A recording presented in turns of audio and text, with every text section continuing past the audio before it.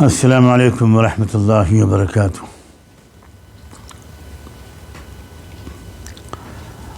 اس عرصے میں دو بہت نامور شخصیتیں ہمارے درمیان سے اٹھی ہیں۔ ایک ہمارے ملک میں بلکہ ہمارے اسی شہر لکھنؤ میں مولانا ڈاکٹر سید کلب صادق صاحب اپنے مالک حقیقی سے جا ملے۔ کئی دن پہلے یہ واقعہ یہ حادثہ پیش آیا، لیکن میں مسلسل سفر میں تھا اور کچھ ایسی مصروفیات بھی تھیں اور صحت کے یہ حال بھی تھا کہ میں کوئی بیان ریکارڈ نہیں کرا سکا۔ مولانا کلب صادق ایک بہت اچھے انسان تھے۔ مجھے اس وصف سے بہتر کوئی اور وصف نظر نہیں آتا کہ میں اس سے تعبیر کروں ان تجربوں کی جو مجھے خود ان کی شخصیت کے بارے میں قریب سے ہوئے۔ وہ بہت اچھے انسان تھے، مثبت سوچ کے حامل تھے، غریبوں کے ہمدرد تھے اور غربت اور جہالت سے جنگ کرنے میں اور بالخصوص اپنے فرقے کی نئی نسل کو، اپنے فرقے کے لوگوں کو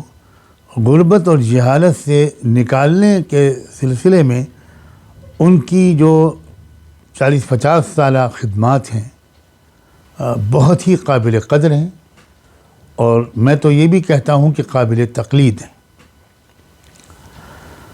ان کی پرخلوص دعوت پر میں کئی بار ان کے یونیٹی کالج میں گیا اور ان کے اساتذہ سے، ذمہ داران سے، مینجمنٹ کے ساتھیوں سے، نوجوان طلباء اور طالبات سے مجھے کچھ ہم کلامی کا موقع بھی ملا۔ اس کے علاوہ جو وہ توحید المسلمین ٹرسٹ کے نام سے ٹرسٹ چلاتے تھے، جس کے زیر نگرانی لاء کالج، میڈیکل کالج، پھر میڈیکل یونیورسٹی اور اسکول کالجوں کا ایک جال انہوں نے پھیلایا تھا، اس توحید المسلمین ٹرسٹ سے بھی میں انہی کے ذریعے سے کچھ تفصیلی واقفیت رکھتا تھا، اور بار بار مجھے یہ اس کا مشاہدہ ہوتا تھا کہ وہ خاص طور پر غربت اور جہالت سے اپنی قوم کو چھٹکارا دلانا چاہتے تھے، اور اپنی شیعہ قوم سے بار بار انہوں نے اپنے سینکڑوں خطابات میں یہ بات کہی ہے کہ ایک زمانہ تھا کہ ہماری قوم بہت ہی انٹیلیجنٹ اور انٹلیکچوئل قوم سمجھی جاتی تھی، لیکن اب وہ بہت پچھڑ گئی ہے، اور تعلیمی لحاظ سے بھی بہت پچھڑ گئی اور معاشی لحاظ سے بھی بہت پچھڑ گئی۔ سچی بات یہ ہے کہ وہ اپنے خاص طور پر اپنے قوم کے بہت ہی بڑے محسن تھے۔ بے شک ان کا اولین میدان عمل ان کی اپنی قوم تھی، اور اس میں کوئی حرج بھی نہیں، لیکن اس کا یہ مطلب نہیں ہے کہ وہ دوسرے فرقوں اور مسلک کے تعلق رکھنے والوں کے خیرخواہ اور ہمدرد نہیں تھے اور ان کی خدمت گزار نہیں تھے۔ ان کا دل کشادہ تھا، ان کی نگاہ بلند تھی، ان کا سخن دل نواز ہوتا تھا۔ لوگ عام طور پر ان کی سادہ انداز گفتگو کو بہت پسند کرتے تھے۔ میرے ساتھ ان کا ذاتی تعلق بہت قریبی تھا، بہت قریبی تھا۔ میں بہت ان کا قدردان تھا ان کی بعض صفات کی وجہ سے، اور میرے ساتھ بھی وہ بہت ہی تکریم کا اور محبت کا تعلق رکھتے تھے، برتاؤ کرتے تھے۔ بڑا خلا پیدا ہوا ہے، سچی بات یہ ہے، بڑا خلا پیدا ہوا۔ مسلم پرسنل بورڈ ہو یا ملی کونسل ہو یا ایسے ہی دوسرے اور ملی ادارے تنظیمیں ہوں، ان کی شرکت ہر جگہ رہتی تھی، اور ان کی بہت ہی معتدل قسم کی مثبت رہنمائی سے سب تنظیمیں فائدہ اٹھاتی تھیں۔ خدا کرے کہ ان کے خانوادے میں یہ جو صفات ہیں جو خود مولانا کلب صادق کے اندر اپنے اسلاف سے آئی تھیں، یہ ان کے خانوادے کے اندر یہ صفات جاری رہیں۔ سچی بات یہ ہے کہ یہ خلا اس طرح پر ہو جائے اس کی امید تو نظر نہیں آتی، لیکن بہرحال دعا ہے، ہم سب کو دعا کرنی چاہیے کہ ان کی حسنات کو قبولیت حاصل ہو اور ان کے خانوادے میں یہ خیر اور خدمت کے کام یہ جاری رہیں۔ میں اپنے دلی جذبات پیش کرتا ہوں ان کے پورے خاندان کی خدمت میں اور تمام ان کے محبین و متعلقین کی خدمت میں، اور میں انشاءاللہ بہت جلد ان کے گھر جا کر ان کے بچوں سے، ان کے صاحبزادگان سے تعزیت کا فرض بھی ادا کروں گا انشاءاللہ۔ بس میں اسی پر اپنی کلمات کو ختم کرتا ہوں۔ ہاں، دوسری شخصیت جس کا میں تذکرہ کرنا چاہتا تھا وہ ہمارے پڑوس کے ملک میں اچانک رخصت ہوئی ہے، مولانا خادم حسین رضوی صاحب۔ واقعہ یہ ہے کہ میں خود ان سے واقف نہیں تھا، اور شاید اکثر لوگ بھی ان سے واقف نہیں تھے۔ ان کی واقفیت، ان کی اچانک موت کے بعد ان سے واقفیت بہت زیادہ عام ہوئی ہے۔ ختم نبوت کے مسئلے میں وہ جس طرح ابھر کر پڑوس کے ملک میں سامنے آئے تھے، اس نے بہت کچھ نئی راہوں کی طرف نگاہ موڑی تھی۔ میں تفصیل میں تو نہیں جا سکتا، اتنا عرض کرتا ہوں کہ چند سال پہلے وہاں کی پارلیمنٹ میں کچھ ایسے قوانین منظور ہوئے اور تبدیلیاں منظور ہوئیں خاموشی کے ساتھ کہ جن کی زد ختم نبوت کے عقیدے پر صاف پڑتی تھی، اور جو ختم نبوت کا انکار کرنے والا گروہ ہے قادیانیوں کا، ان کے خارج اسلام ہونے کا جو فیصلہ اس سے پہلے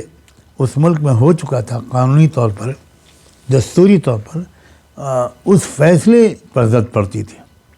اور حیرت کی بات یہ ہے، بہت شاید اس میں بڑے سبق اور اشارے بھی ہیں، کہ ہم بہت بڑا حلقہ جو وہاں موجود ہے، جو ان اکابر و اسلاف کا وارث ہے جنہوں نے دراصل ذوالفقار علی بھٹو کے دور میں وہ تحریک ختم نبوت کے سلسلے کی چلائی تھی، اس حلقے کے وارثین کی طرف سے تو کوئی خاص بے چینی، کوشش اور احتجاج کم سے کم ہمارے علم میں نہیں آیا، کوئی مداخلت ہمارے علم میں نہیں آئی۔ یہ تو مسئلہ ہی اس وقت برسر عام آیا، لوگوں کو معلوم ہوا جب مولانا خادم حسین رضوی نے اس مسئلے کو اٹھایا۔ اس وقت اللہ کا شکر ہے ان کی وہ کوشش کامیاب ہوئی، اور وہاں سے ان کی شخصیت کا ایک تعارف ہوا۔ سچی بات یہ ہے کہ علامہ اقبال کا ایسا شیدائی اور اقبال کے پورے دیوانوں کا ایسا حافظ مجھے نہیں لگتا کہ اس دور میں ان کے علاوہ کوئی اور شخص تھا۔ میں نے کئی ماہرین اقبالیات کی باتیں سنی ہیں، ان سے استفادہ کرتا رہتا ہوں یا کرتا رہتا تھا، مگر ہزاروں اشعار فارسی اور اردو کے اس طرح کسی کو یاد ہوں اور وہ اس قدر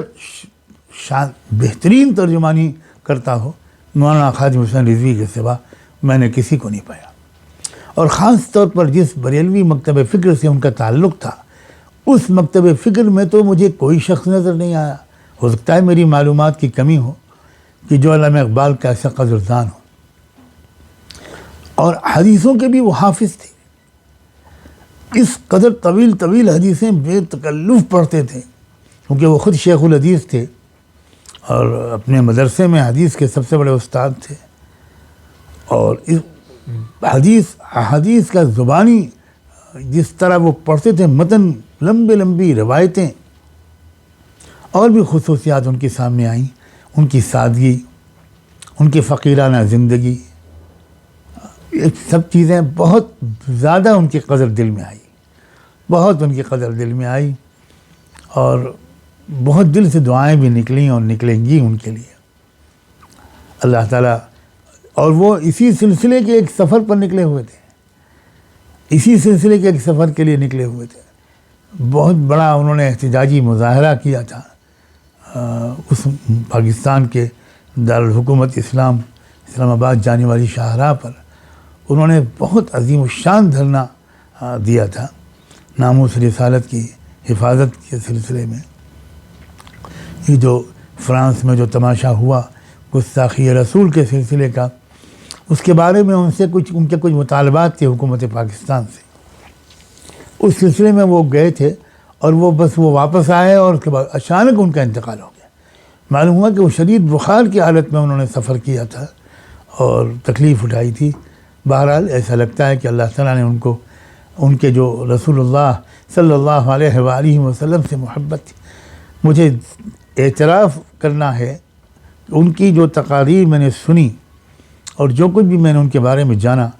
اور جو تاثرات ملک کے مختلف مسالک کے ترجمان علماء کی زبانی ان کے انتقال کے بعد سامنے آئے، اس میں نے سب کو اس بارے میں متفق پایا کہ واقعی ایسا لگتا ہے کہ رحمت دو عالم صلی اللہ علیہ وآلہ وسلم کی ذات سے ان کو شدید محبت تھی. واقعی صرف محبت کا نعرہ نہیں تھا، محبت تھی، عشق تھا، عجیب دل کی ان کی کیفیت تھی جو ان کے پرنور چہرے سے جھلکتی بھی تھی. دلی دعا ہے کہ اللہ تبارک و تعالیٰ ان کو بلند درجات عطا فرمائے. بشری اعتبار سے اگر سیئات ہوں، کچھ غلطیاں ہوں تو اللہ تعالیٰ ان کو معاف فرما دے، اور ان کے صاحبزادے کو جن کو تحریک کا ذمہ دار قرار دیا گیا ہے، اپنے والد عظیم والد کی جو اچھی صفات ہیں ان کا مکمل وارث بنائے، اور وہ ملک جو ہے وہ اس راستے پر آگے بڑھے جس کے لیے وہ ملک بنایا گیا تھا. میں ان کے خانوادے تک بھی خدا کرے اگر یہ کلمات پہنچ سکیں تو ان کے صاحبزادے، دیگر اہل خانہ جو ان کے پسماندگان ہیں، متعلقین ہیں، سب کو تعزیت پیش کرتا ہوں. اور ان کا جو جنازے میں ہجوم تھا، وہ تو کہا جا رہا ہے کہ اس ملک کی تاریخ کا شاید اب تک ایسا بڑا جنازہ نہیں اٹھا. اس نے بھی ان کی جو محبوبیت ہے وہ اس کو سامنے لائے. یعنی ان کی محبوبیت کی خاص بات یہ ہے کہ میری اطلاع کے مطابق صرف ان کے مسلک کے لوگ ان سے محبت نہیں کرتے تھے، دوسرے مسالک کے عوام بھی ان کو مخلص سمجھ کر ان سے محبت کرتے تھے، اور یہ محسوس کرتے تھے کہ بھائی عشق رسول کے سلسلے میں تو یہ بندہ بہت آگے ہے اور اس کے ان کوششوں میں اس کا ساتھ دینا چاہیے. اللہ تعالیٰ ان کی مغفرت فرمائے، اعلیٰ علیین میں ان کا مقام عطا فرمائے، اور ان کے خاندان کو، ان کے وارثوں کو ان کی حسنات کا وارث بنائے. میں امید کرتا ہوں کہ تمام لوگ ان مرحومین کے لیے دعا کا بھی اہتمام کریں گے، اور اس کے تذکرے سے امت کے اندر انشاءاللہ جس اتحاد کی ضرورت ہے، اور جو اپنی توانائیوں کو آپس میں ضائع کرنے کے بجائے جو اصل دشمن ہمارا حملہ آور ہے ملکی اور عالمی اعتبار سے، ہم اس کے مقابلے میں کے لیے اپنی توانائیوں کو سمجھداری کے ساتھ مجتمع کریں گے. وآخر دعوانا ان الحمد للہ رب العالمین.